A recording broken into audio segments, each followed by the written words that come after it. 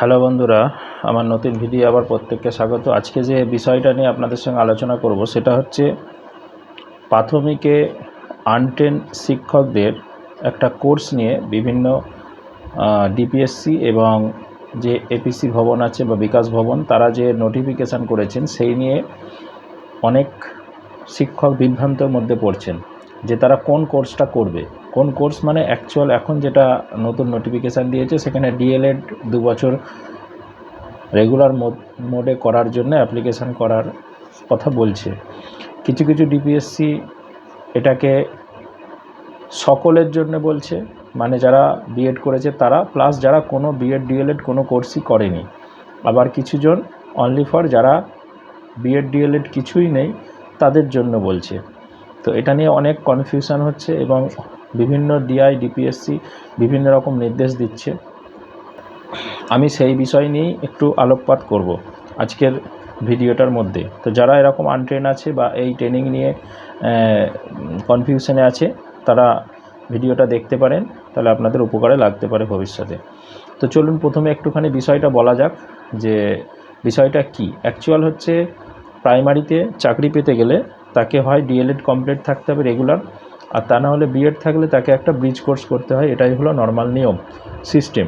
তো বর্তমানে সেই নিয়মটা যদিও চেঞ্জ হয়েছে, এখন অনলি ফর ডিএলএড ছাড়া প্রাইমারিতে চাকরি পায় না। কিন্তু এতদিন পর্যন্ত যেটা ছিল সেটার ক্ষেত্রে আমি বললাম, যেটা 17-র আগে পর্যন্ত আনট্রেন যারা ছিল বিএড ডিএড কিছুই নেই তারাও পেত, 18-র পরে বিএডরা এতে পেত, ডিএলএডরা তো নর্মালি পাই।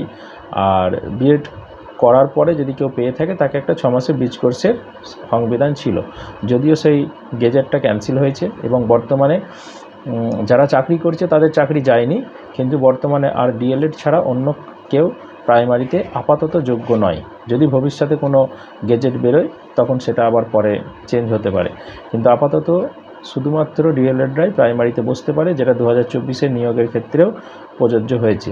যাই হোক, আমার বিষয় সেটা নয়। আমার এখন যেটা বিষয় সেটা হচ্ছে এখন নোটিফিকেশান একটা কোর্ট কেসের মাধ্যমে বেরিয়েছে, তার পরিপ্রেক্ষিতে বিকাশ ভবন একটা নোটিশ দিয়েছে যত আনট্রেন আছে তাদেরকে আগামী 13 তারিখের মধ্যে অনলাইনে অ্যাপ্লিকেশান করতে হবে এবং তাদের কোর্সটা কমপ্লিট করতে হবে, ডিএলএডটা 2 বছরে 24-26 সেশানে। অ্যাকচুয়াল বিষয়টা আমি একটু ভেঙে বলি, এটা কাদের জন্য। অ্যাকচুয়াল এই কোর্সটা হচ্ছে যারা এতদিন পর্যন্ত প্রাইমারিতে জব করছে, যেটা এর আগে কোনোভাবেই কোনো ট্রেনিং করেনি, সেটা ডিস্টেন্স মোডে হোক রেগুলার মোডে হোক। এরকম সবথেকে বেশি যেটা আছে সেটা হচ্ছে 2009 সালের যে রিক্রুটমেন্টটা আটকে ছিল কেসের মাধ্যমে, মালদা, হাওড়া, 24 পরগনা, এরকম 3-4 জেলার। তো তাদের জন্য মেনলি কিন্তু এটা বেশি এফেক্টিভ এবং বিভিন্ন কারণবশত যারা এর আগে 2006 সালের পরবর্তী সময়ে নিয়োগ পেয়েছে কিন্তু কোনো ট্রেনিং করেনি, এখনও আনট্রেন হিসেবে আছে, তাদের জন্যই মেনলি এই অর্ডারটা বা এই প্রসেসটা। কিন্তু কিছু কিছু ডিপিএসসি বা ডিআই, যেমন বাঁকুড়ার ক্ষেত্রে বা অন্যান্য কিছু ডিআইও করেছিল পরবর্তী সময়ে, যদিও তারা সংশোধন করে নিয়েছে। তো তারা এটাকে কি করেছে যে বিএড যারা আছে যাদের আনট্রেন হিসেবে বর্তমানে স্যালারি দিচ্ছে, তো তাদেরকেও এটাতে এনরোলমেন্ট করতে বলছে। এখন সমস্যাটা হচ্ছে এই ডিপিএসসিতে যারা আছে, যারা বিএড প্রাপ্ত, তারা করবেটা কি। এখন সমস্যাটা যেহেতু জটিল, এবং সবসময় মনে রাখবেন প্রাইমারি শিক্ষকদের অ্যাপয়েন্টমেন্ট অথরিটি হচ্ছে ডিপিএসসি এবং ডিআই হচ্ছে তার হেড। তো যদি ডিপিএসসি বা ডিআই আপনাকে নির্দেশ দেয়, এটা যদিও অ্যাকচুয়াল নিয়ম নয়, আপনাকে যদি কোনো নির্দেশ দেয়, আপনাকে ফর্ম ফিল আপ করতে বলে, আপনারা সেটা করতে হবে বা করতে বাধ্য আপনি, ঠিক আছে। যদিও সেটার জন্যে আপনাকে প্রথমে সেখানে অ্যাপ্লিকেশান করা, প্রয়োজনে লিগাল পথে আপনি যেতে পারেন বা যাওয়া উচিত। তার কারণ হচ্ছে এই যারা বিএড প্রাপ্ত আছে আনট্রেন হিসেবে দেখাচ্ছে বিভিন্ন জেলায়, তো তাদের অ্যাকচুয়াল নিয়ম হচ্ছে গেজেট অনুসারে বা তারা যখন নিয়োগ পেয়েছিল সেই নোটিফিকেশান অনুসারে 6 মাসের ব্রিজ কোর্স। এর পরবর্তী সময় অনেক জল গড়ায়, সুপ্রিম কোর্ট থেকে অর্ডার দেয় এদের ব্রিজ কোর্স দ্রুত করাতে হবে 1 বছরের মধ্যে। পরবর্তী সময় হাইকোর্টে একটা অর্ডার হয়, সেখানেও বলা হয় আগামী 1 বছরের মধ্যে ব্রিজ কোর্স করাতে হবে। তো এতগুলো তথ্য আছে ব্রিজ কোর্স করাবার জন্যে। তো ব্রিজ কোর্সটাই হচ্ছে এদের জন্য অ্যাকচুয়াল সুটেবল বা অ্যাকচুয়াল সঠিক নিয়ম, কিন্তু বিভিন্ন ডিপিএসসির ভুলবশত কারণে এটা বিভ্রান্ত সৃষ্টি হচ্ছে এবং বিভ্রান্ত তৈরি হচ্ছে। তো আমি এটাই বলবো, যদি যে ডিস্ট্রিক্টগুলোতে বলা হচ্ছে না তাদের তো ব্যাপারটা আলাদা, কিন্তু যাদের ক্ষেত্রে এরকম বলা হচ্ছে তারা এটা প্রথম হচ্ছে ডিপিএসসিকে বা ডিআইকে এটা বোঝাবার চেষ্টা করুন, আশা করি বুঝবে। যদি বুঝে গেল তো ভালো, যদি না যায় আপনারা এনরোলমেন্ট করে রাখুন, পরবর্তী স্টেপ যা করার আপনারা করবেন।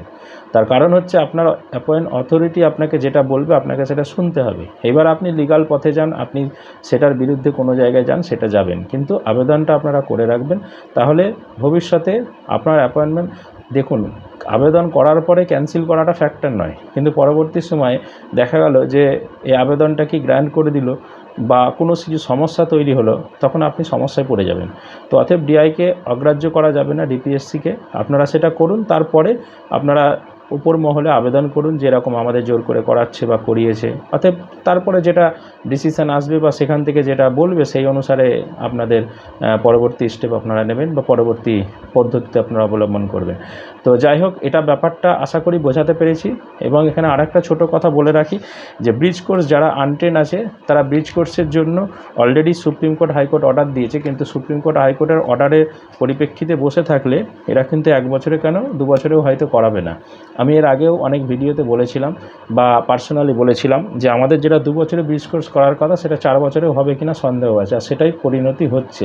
3 বছর ক্রস করে গেল, 4 বছরে পড়ে গেলে এখনও কিন্তু নাম নেই। কোর্ট অর্ডার দিয়েছে, তারপরেও এরা কিন্তু 1 বছর পূর্ণ হয়ে গেলে তারপরে কোর্টকে বলবে যে আপনারা আমাদেরকে আরও 1 বছর সময় দেন। অতএব যাদের এখনও ব্রিজ কোর্স করার মতন পরিস্থিতি আছে বা করতে হবে, তারা দ্রুত এপিসি ভবন, বিকাশ ভবনে আবেদন করুন যে আমাদের কোর্সটা যাতে দ্রুত চালু করা যায়। তা না হলে কী হবে, যারা এই আনট্রেন্ড হিসেবে স্যালারি পাচ্ছে তারা কিন্তু দীর্ঘদিন পেতেই থাকবে। কবে সমাধান হবে তারপরে আপনি এরিয়ার হিসেবে পাবেন কি পাবেন না সেটা পরের বিষয়, কিন্তু আপাতত আপনি যতক্ষণ না এই ট্রেনিংটা করছেন ততক্ষণ আপনারা আনট্রেন্ড হিসেবেই ট্রিট হতে থাকবেন এবং স্যালারিটাও বারে বারে এটা ডিফারেন্স হতেই থাকবে। তো এটুকুই বলার ছিল আপনাদেরকে। আশা করি ভিডিওটা ভালো লেগেছে। যদি ভালো লেগে থাকে একটা লাইক করবেন, কমেন্ট করবেন, এবং যদি কিছু জানার থাকে সেগুলো কমেন্টে জানাবেন, আর বন্ধুদের মধ্যে একটু শেয়ার করে দেবেন। নতুন যদি হয়ে থাকেন আমার চ্যানেলটা সাবস্ক্রাইব করে রাখবেন। ধন্যবাদ।